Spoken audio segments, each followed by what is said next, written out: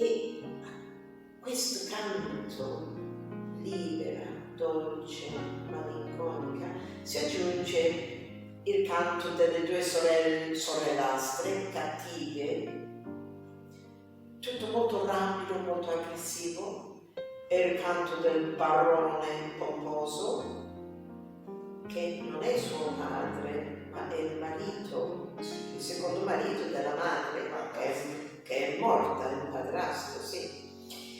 Allora, che cosa io credo, che cosa vuole rappresentare Rossini? Perché nell'opera nessuno è quello che sembra. Il padre non è padre, le sorelle non sono sorelle, non amano. Neste trecho, a professoressa, regista Vivian Levitt está dizendo que o ponto de partida para o estudo de uma direção de ópera e para a montagem de uma ópera pelos cantores é o texto, o libreto, a obra original, contrapondo a primeira versão da obra com a adaptação para a obra da ópera, o libreto, não é? E buscar os objetivos desse texto para cada personagem. Sem isso, o cantante, né, não poderá ter subsídios necessários e importantes para a sua postura cênica, para a sua interpretação da ópera. Então, este é um trabalho essencial que se faz junto aos cantores.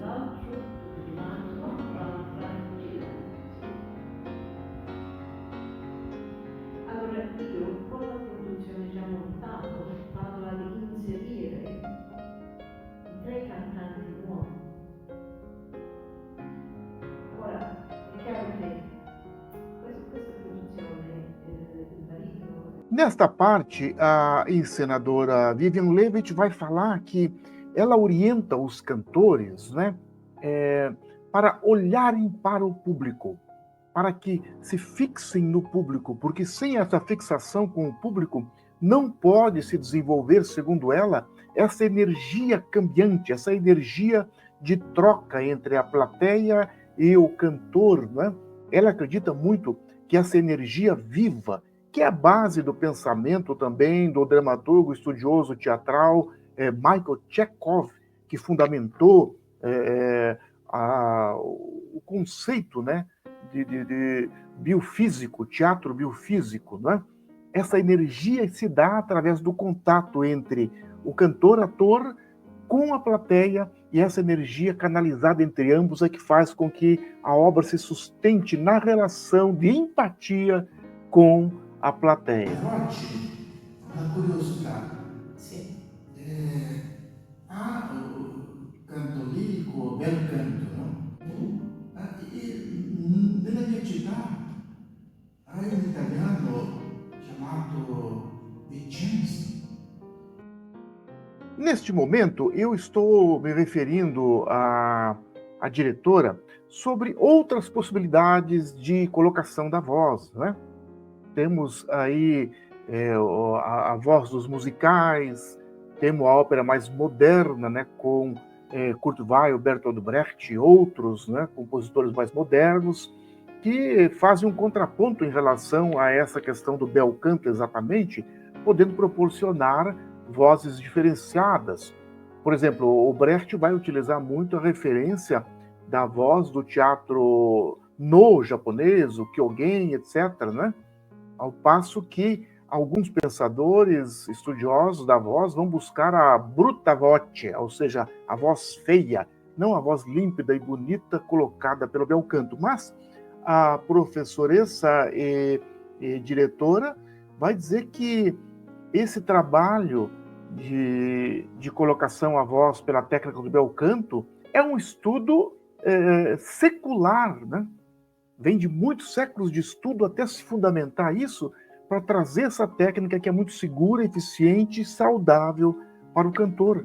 Portanto, não se deve fugir dessa voz na ópera. Em seguida, ela vai nesse quadro, né, para mostrar a evolução do estudo da voz. A evolução do estudo da voz durante séculos, especialmente por uma família tradicional da Itália que vai passada de geração para geração durante 300 anos, basicamente, essa pesquisa, esse estudo, essa fundamentação da voz dentro da técnica do bel canto. Portanto, é uma coisa importante a gente dar valor a essa técnica que é muito estudada e fundamentada. In disproporzione. A Vivian Levitt é uma estudiosa da ópera desde o seu surgimento, não é?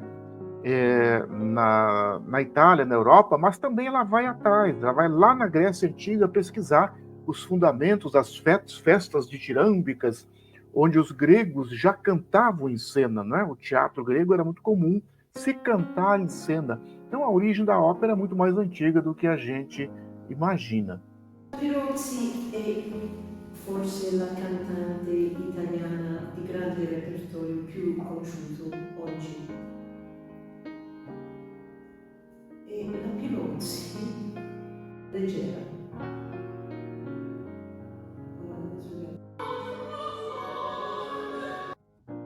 A Vivian vai mostrar a evolução da voz de uma cantora, uma menina de 14 anos, que tinha uma voz muito bonita, mas que cantava em outra técnica que não a do bel canto, operístico, lírico, que era mais popular. Mas desde que ela começou a trabalhar a voz com bel canto para a ópera, em poucos anos, em 3 e 4 anos, ela vai cantar de uma maneira surpreendente, com uma técnica que faz com que a gente perceba a evolução enorme da voz dela cantando na alta voce, né? Como nós vemos aqui um trechinho, deslumbrantemente. Un giorno, questa donna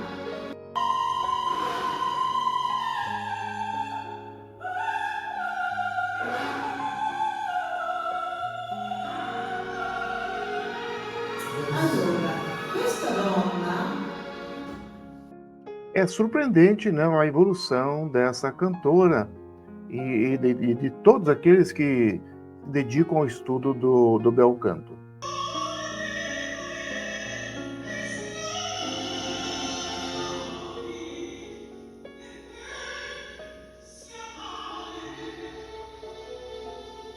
Una persona che studia per riempire un teatro all'aperto con 5.000 posti non va a cantare per rock.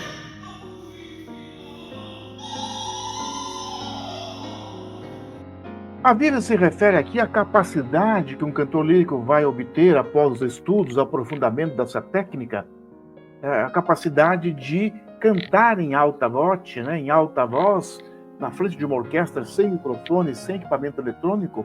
Só com essa técnica é possível equiparar a voz a um instrumento muito forte, né? E os cantores têm essa capacidade desenvolvendo a técnica do bel canto. Rispetto alla canzone.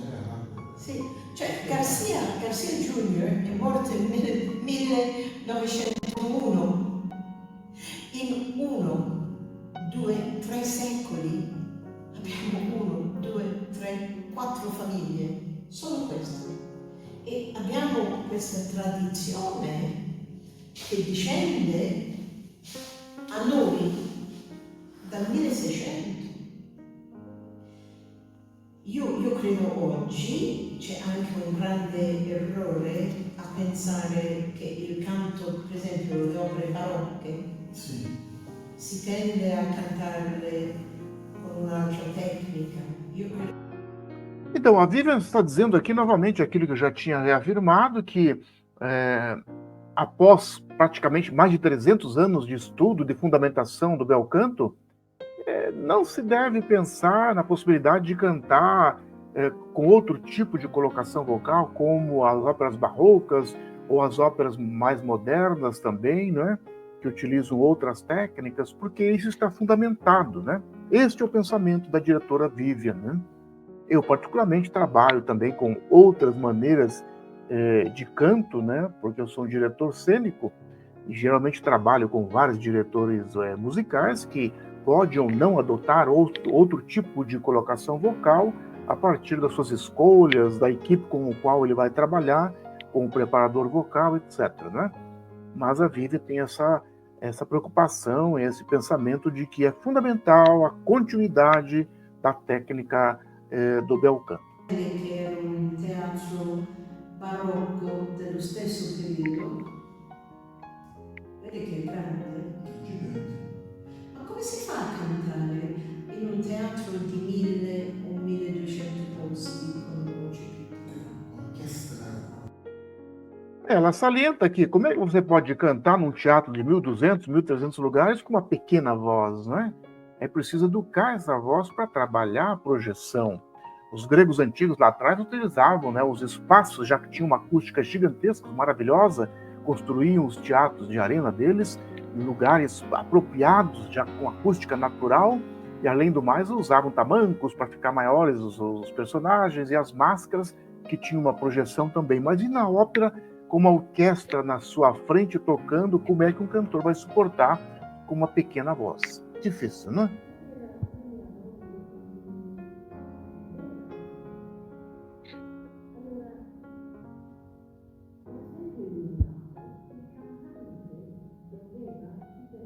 Ela está se referindo aqui, basicamente, né, à técnica desenvolvida pelos estudiosos do teatro, da interpretação, do domínio, né, dos 360 graus, né,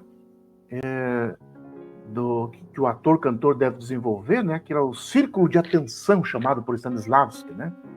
O círculo de atenção, denominado pelo Stanislavski, mostra que é preciso a concentração para não perder a atenção durante a sua estadia no palco. É preciso que você domine esse espaço 360 graus. O Stanislavski até dizia que tem que se ter um olho também na nuca, né, para observar isso e não perder a atenção, porque no caso do cantor de ópera é mais complexo ainda do que o ator.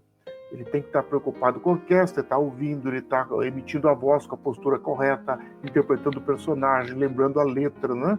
A movimentação cênica. Então é um complexo de coisas que tem que ter muito domínio do círculo de atenção.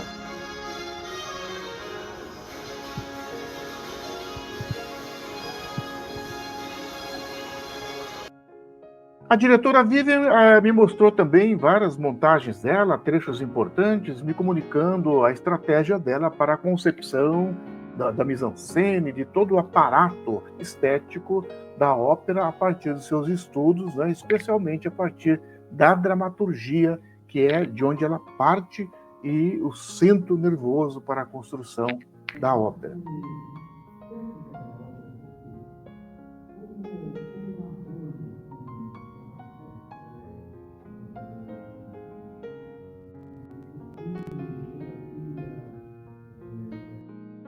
Eu vou perguntar aqui para a Vivian como é que ela trabalha a construção estética, né? Desde o figurino, né, o costume, a maquiagem e toda essa estrutura, né? Como é que ela parte disso, né? Ela vai falar que, obviamente, trabalha com toda uma equipe, né? Ela vai jogando suas ideias, suas concepções a partir daquilo que está na cabeça dela após os estudos dramatúrgicos, né? Se for o caso de adaptar para contemporaneizar, né? E essa equipe vai trabalhando e trazendo resultados de pesquisas até que se chegue a uma conclusão, né? De qual é o figurino, qual é a maquiagem, qual é a cenografia, né? E todo esse aparato aí.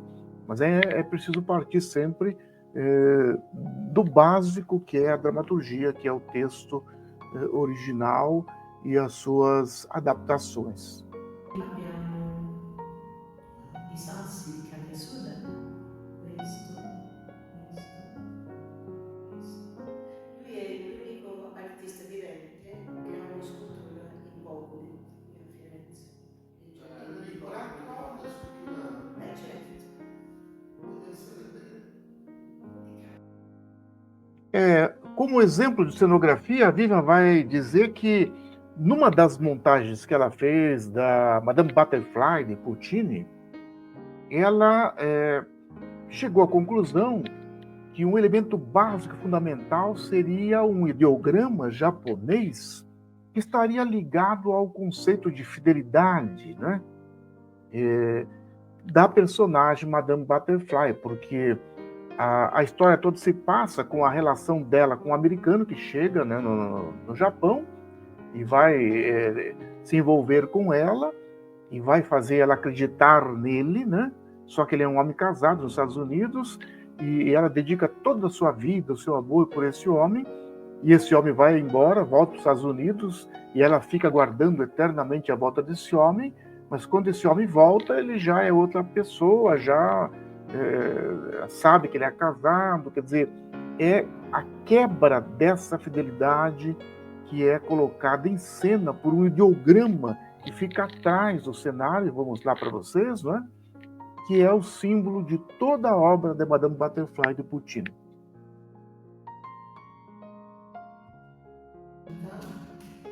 In questa incarnazione all'altra vita dello spirito. E noi dobbiamo passare qui per entrare nell'altra esistenza. In Giappone ci sono le luci buone. A Vivian vai se referir também aqui, fazendo uma comparação com as festividades da Itália de Ferragosto, né? Com a concepção dos japoneses, ou também com alguns pensamentos filosóficos, religiosos, de que há uma ponte, né? Há uma dimensão que transcende esta dimensão carnal na qual nós estamos e que faz uma ponte com a outra dimensão, né? A possibilidade de um salto para uma outra instância onde se pode ter uma outra vida ou um contato com esse outro lugar, não é? No caso do Ferragosto, geralmente as famílias levam algum elemento físico, algum ramo de flores, algum pedaço de madeira, alguma coisa até o cemitério e deixam lá no cemitério isto como uma espécie de ligação com o morto, com o falecido, como se ele ainda estivesse em algum outro lugar e através disto pudesse haver um reencontro, uma religação dos dois planos, né? Ela quer passar um pouco disso também com a cenografia dessa escultura, desse ideograma, dessa pedra colocada no fundo do cenário da ópera Madame Butterfly, para significar a possibilidade dessa transposição ou essa relação com esse outro plano, com essa outra dimensão. E assim, amigos, nós fizemos esta pequena digressão sobre o masterclass realizado com a diretora Vivian Hewitt, na cidade de Firenze, na Itália, né? E a partir disso, então, vamos discutir agora várias questões, né, da montagem e da direção de uma ópera, tendo como base essa conversação obtida nesse masterclass lá na Academia Europeia de Firenze.